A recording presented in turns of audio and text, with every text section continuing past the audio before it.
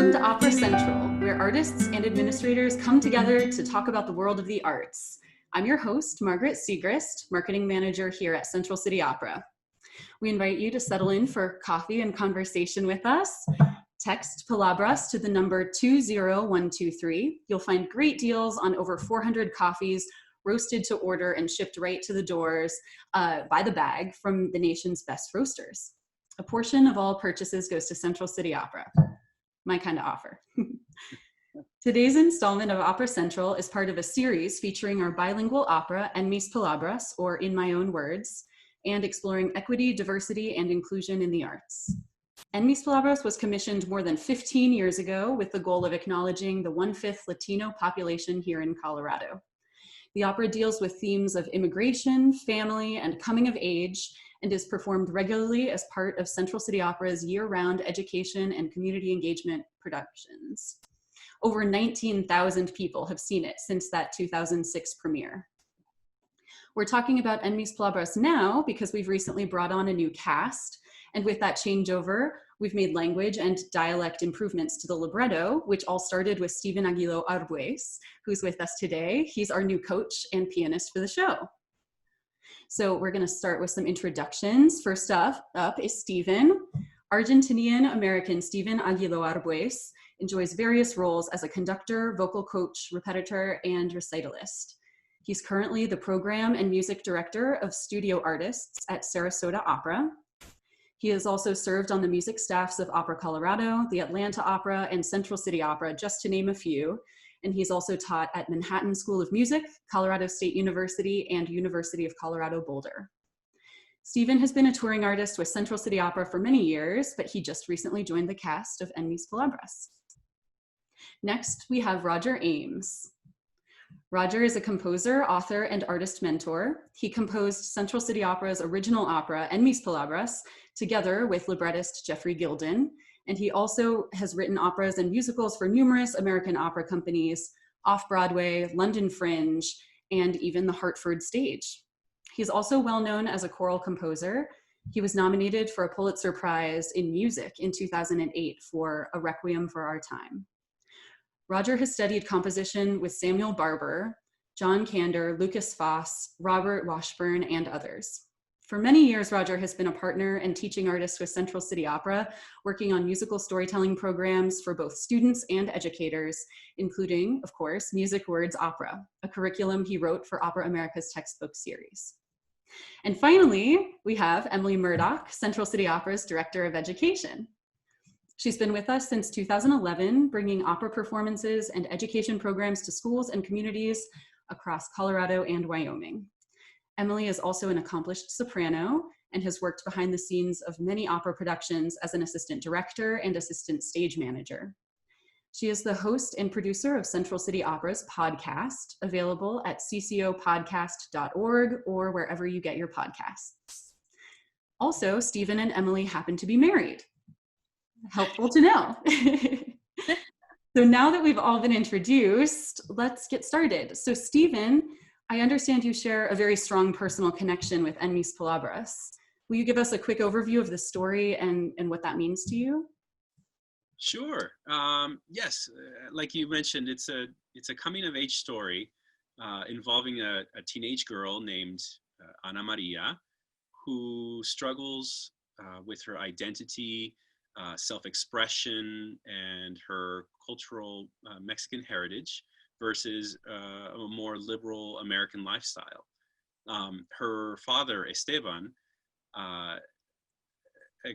expects that she act a certain way, as well as her grandmother, Esteban's mother, in accordance to a more Mexican traditional lifestyle. Ana Maria's older brother, Rodolfo, who moved out or was kicked out at the age of 18 for rebelling against his father, is there to support Ana Maria, but at the same time fuels the tension between her and her father. And it's not until a few months later that Ana Maria has moved out, that Abuela, Ana Maria's grandmother, passes away, and they're at her funeral, that the rest of the family comes together, begins to accept each other and reconcile. So this story really spoke to me from the first time I saw and heard it. I've had similar experiences in my life that I can relate to. And I know there are different universal themes that are interwoven. But what stands out to me is that we should never forget where we come from, but we must discover and keep rediscovering who we are. Yeah, that's a great way to put it. Do you feel like you have a little bit more direct personal connection, having grown up with the influence of multiple cultures and then becoming bilingual? Yes, definitely. My family is from Argentina. I'm a first generation American, and I identify with my Argentinian heritage because I grew up in a very traditional and customary household, with Spanish being my first language. But once I started going to elementary school, that's when I started to feel like there were two different worlds colliding. Of course, when you're growing up, you're learning about who you are, and also there's all kinds of social pressures on how you fit in. I remember things like seeing the differences between the family dynamics between my friends and myself. In a traditional Latin American family dynamic, what people called extended family, such as grandparents, uncles, aunts, cousins, they tend to play a larger role in someone's life, and there's a bigger sense of more of a patriarch or a matriarchy in the family. So I can definitely relate to how Ana Maria feels in regards to her role in the family, and how difficult it can be to freely express herself in the face of certain expectations. Sure. Well, Emily, I know you've mentioned over many years producing this as education director and also as education coordinator. You've said many audiences and artists have reacted with similar sort of zeal and connected very deeply with the show and the characters in it. Can you share some stories about that? Yeah. So the opera being it like Stephen alluded to, it has these universal themes that it doesn't matter like what your background is, you can find something to relate to in the piece. It happens to be set in a Mexican American family, but I myself had, struggles with my parents as a teenager. Sorry, Mom. And I could definitely see myself in that piece too. So that's one thing that comes across a lot with student audiences, is that they their response is like, oh, I really understood what was going on there. I feel the same way with my dad or my mom. But at the same time, so many operas or musicals that were performed in schools were performed from like a white European perspective, because that's where the tradition of opera came from. And so to have the representation of a Mexican American culture, even with Hispanic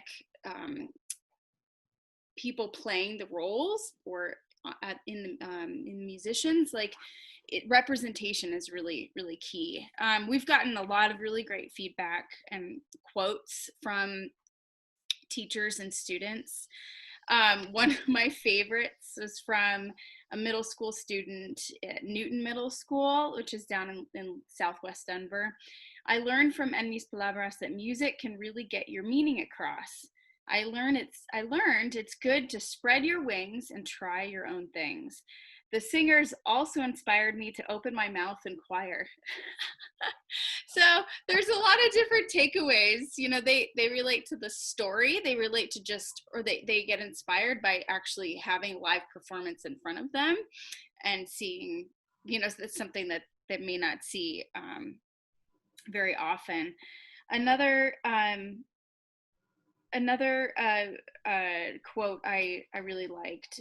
This is it was submitted back in 2010. En Mis Palabras reached all of our students and covered a lot of issues that were important to our students and their peers. However, it reached a lot of our Hispanic students because of the social issues the story covered, such as having a family with strong male brothers or fathers, but the reality of many of our students is quite the opposite.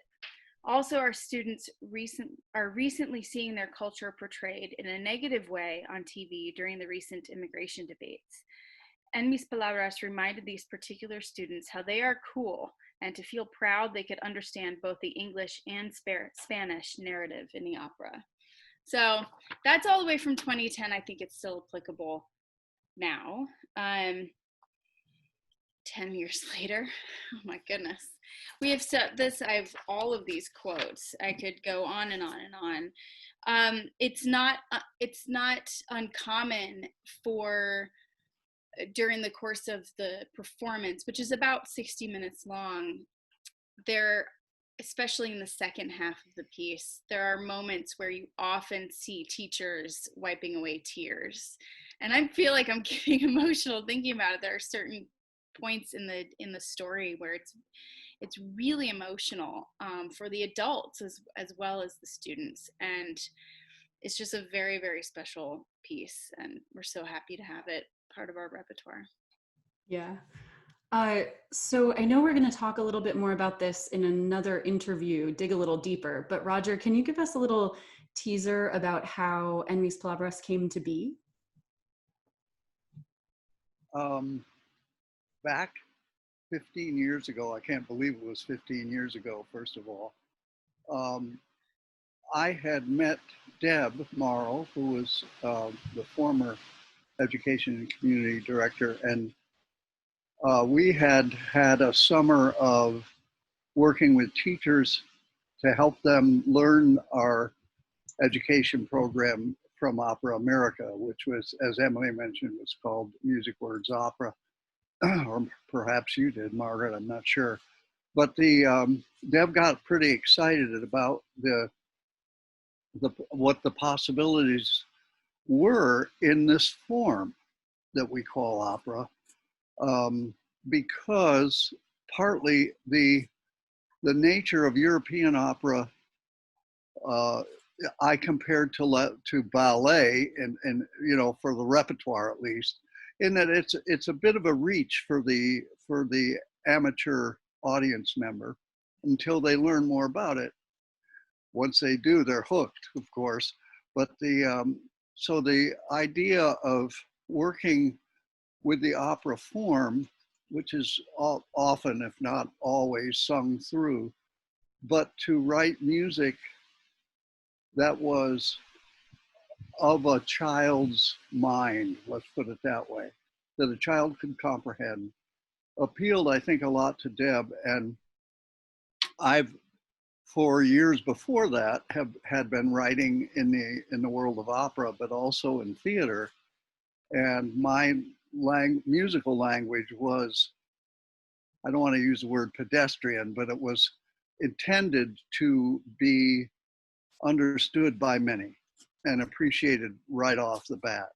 I think that Deb, when she realized that, thought this might be a project that would be a real fit for both myself, for her, for the company, but also for my colleague, Jeff Gilden, who was a wonderful librettist who put all this together. And it's an original story, so he and Deb did a lot of back and forth work about the story. And the more intrigued I got and excited And I got excited for many reasons. Stephen already elucidated some of them, but I got excited at the multiple gender. I got excited at the different generations, grandma, abuela, the father, and the daughter, and the son. I got excited about the world of tension that exists normally, as we all have been talking about, between generations and gender. And I just thought what Jeff was putting together was profound.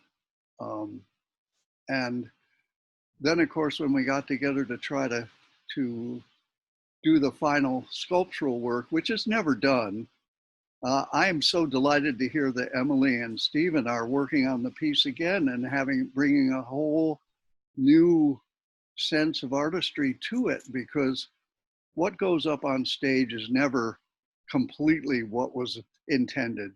And that's the right way for it to be.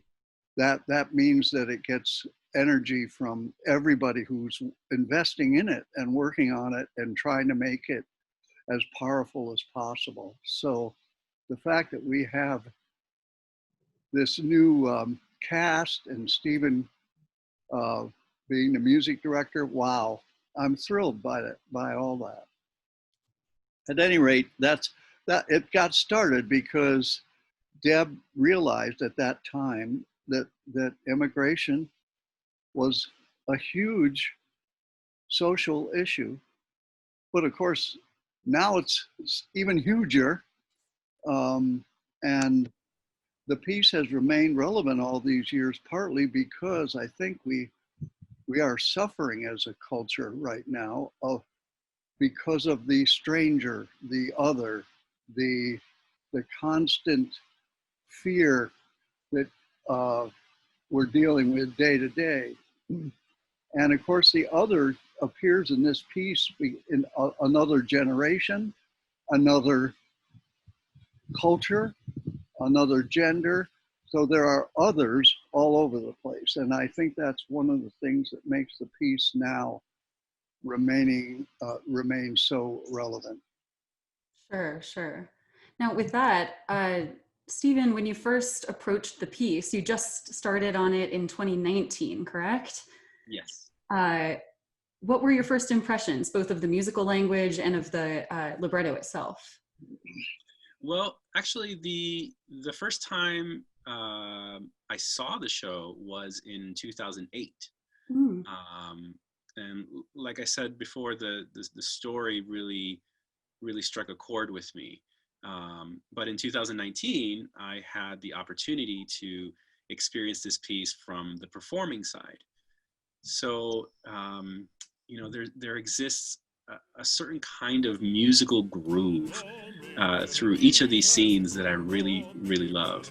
I mean, obviously the libretto and the music work together so cohesively and are just wonderful together. But there are certain musical elements that stood out to me too. The Latin American folk rhythms, the instrumentation and texture of having a piano and a guitar together really give it a special quality. I don't know. I think it can all be connected to the sounds of my childhood. So, and of course, with opera, you can have different characters saying different things, but singing beautifully together and having it sound great. I think Roger and Jeff did a wonderful job. Well, so one of the main reasons we're here today too is to talk about the recent revisions to the libretto. Can you tell us about those?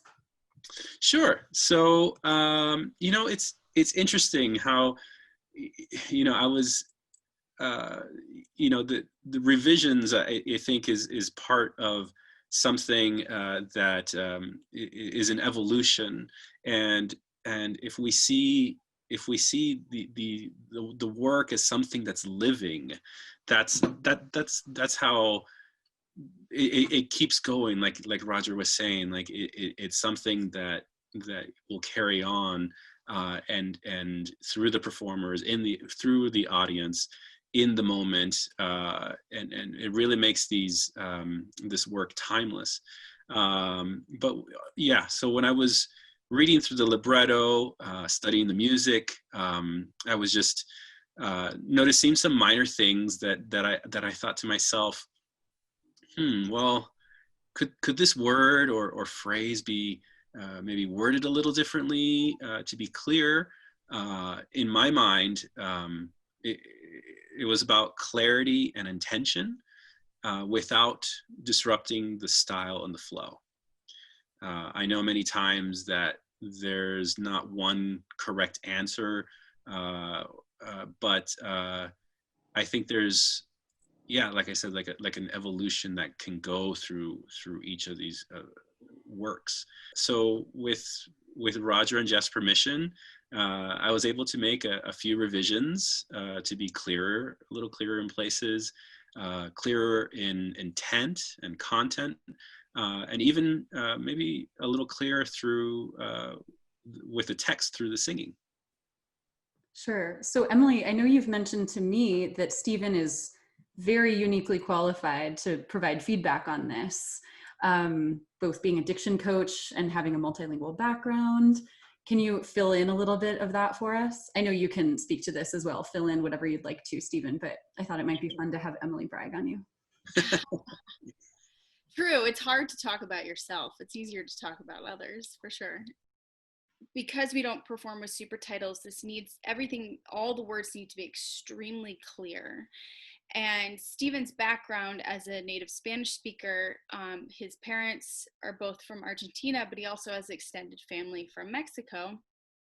And that gives him a unique perspective in many different dialects of Spanish. So we've had performers from a Mexican-American background, from Ecuador, from Spain, all of which have slightly different ways of saying things. And Stephen, one, because of his family background, and two, because of his focus on language as an opera coach, can help distinguish those little differences. And that's what he was doing with those revisions to the libretto. The revisions were not in any way to change the story or anything like that. It was all about clarity and how would the character as a Mexican American person say this phrase in Spanish, for example,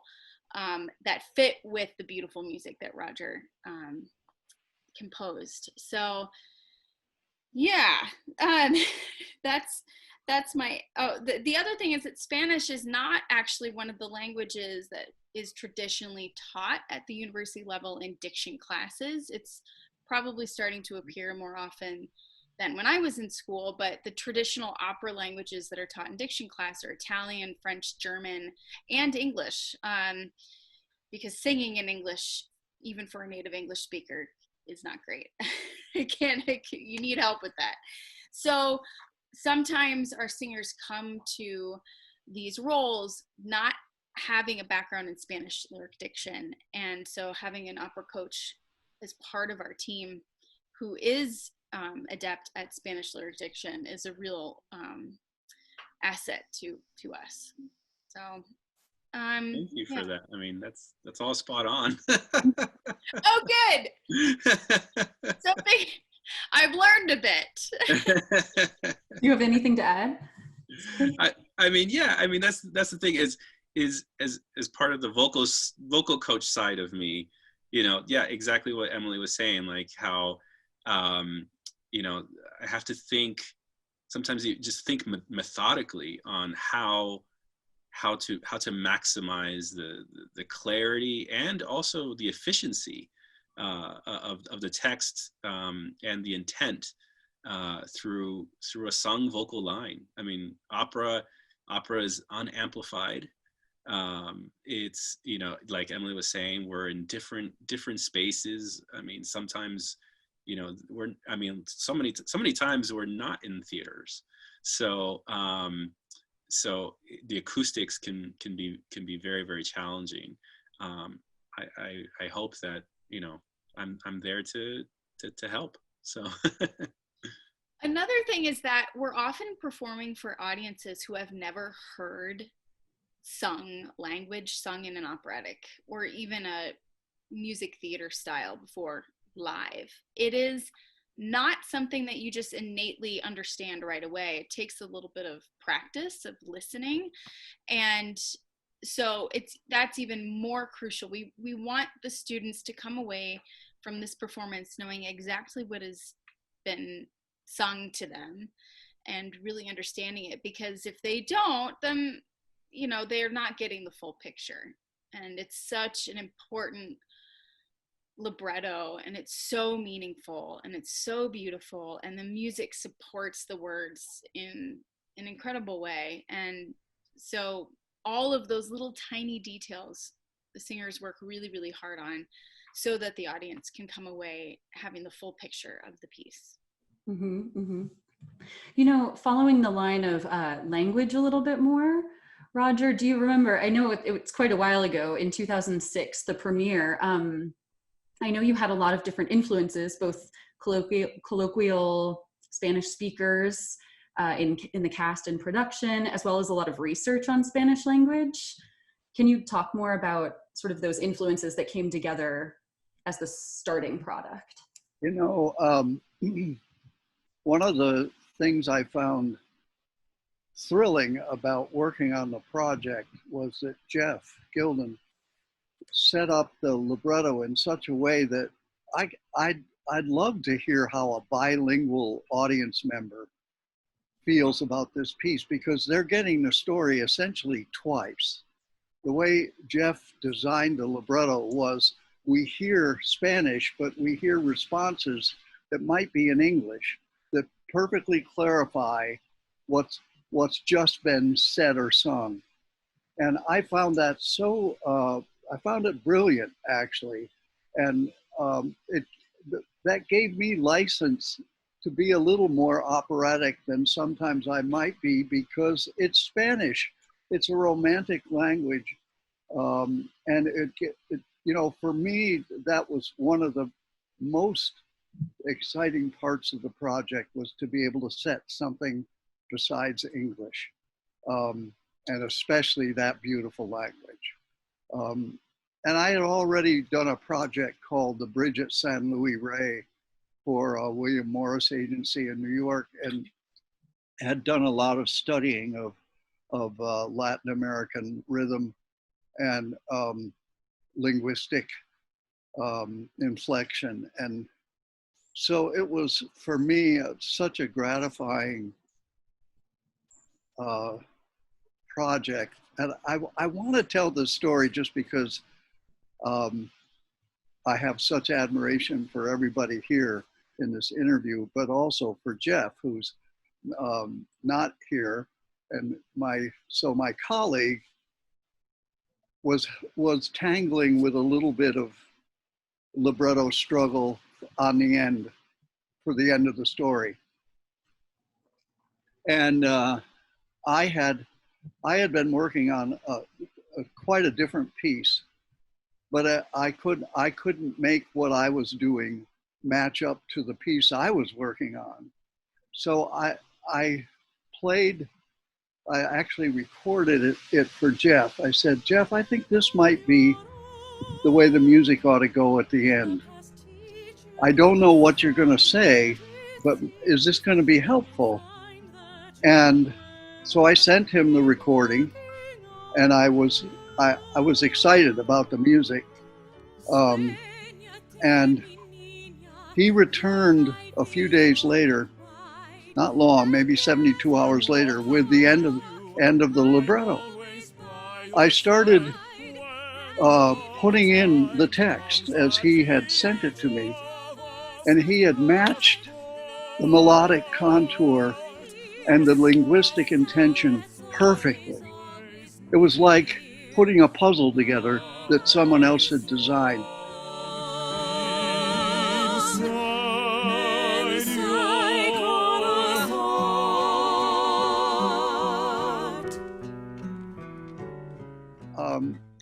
I've only been able to see this opera performed twice, actually. I got teary, and you know, I wrote this thing. I should know what's going to happen next. You know what's coming. But I think one of the reasons I got so teary was because there was such a meeting of creative intention, especially the last 10 or 12 minutes of that piece, which is, as Steve pointed out, all about reconciliation. And it's something that I'll always be proud of and grateful for. That's wonderful. You know, following that up a little bit, I noticed that a lot of your background is in working with young people and also quite a lot working with diverse communities. Does this fit sort of right in line with some artistic goals of yours, this En Mis Palabras project? Oh, absolutely. Absolutely. It came along at the right time for the right reasons. And now I think it's being performed at the right time for the right reasons. Yeah. Well, I think we have a little bit of time left, so I want to pose a giant question to all of you. So En Mis Palabras began with equity, diversity, and inclusion values at its core, which many of us know as EDI, the acronym. What EDI successes do you see in this show and in our field today? And even further than that, what do you see as the needs for the future? What's your vision for the future? I'd like to start with you, Roger. You know, it is a giant question, Margaret. My very first big project was when the National Endowment for the Arts was in its infancy. I got a pretty large grant to write an opera on the Amistad incident. I don't know if you know what that is. Steve, there was a film called Amistad. It was actually the first time slavery became an issue in the Supreme Court. And the backstory was all about a ship that was bringing, I'm going to call them prisoners, indentured prisoners, across from Africa to the United States. And the Africans, led by Singbe, or Sinke, depending on what language you hear the story in, overtook the ship and tried to sail back to Africa, but didn't have the tools, the navigational tools, and ended up actually shipwrecking on the end of Long Island. Long story short, they were arrested and they had to appear in court twice, once in Rhode Island and once for the Supreme Court, and they were eventually freed because in that particular time in history, the Supreme Court couldn't establish that a human being should be owned. It was a remarkable project, full of challenges. It was the 70s. We had been through the 60s, and I had many African American friends, and made many more when we worked on it. We had several workshops, but the tension between what they were dealing with, our African American performers, and the community that they were in trying to build this piece, ultimately brought a real struggle that became apparent to me that it's going to take a long time to undo the things that we've done to our African American brothers. And it also taught me that one of the things I wanted to do most of my life was to write as many pieces about these, I'm trying to think of a word that captures everybody, the mistreated. I guess that's what I'm, so that it's been a through line of my work. I'm proud to say that. And where I identify with En Mis Palabras is that it's oddly both a story of reconciliation, but of real family tension. It's the kind of tension that exists in many families, almost all, but it goes off course when the father makes a huge mistake and hits his daughter. That makes her the mistreated in my book.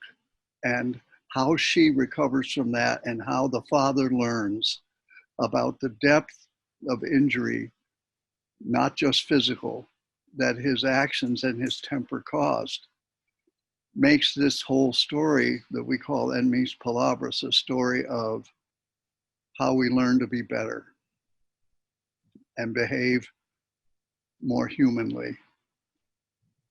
So it's not just a story about how we should and could and, geez, I hope we can identify with different cultures. It's a story about a culture identifies with each other within its own culture.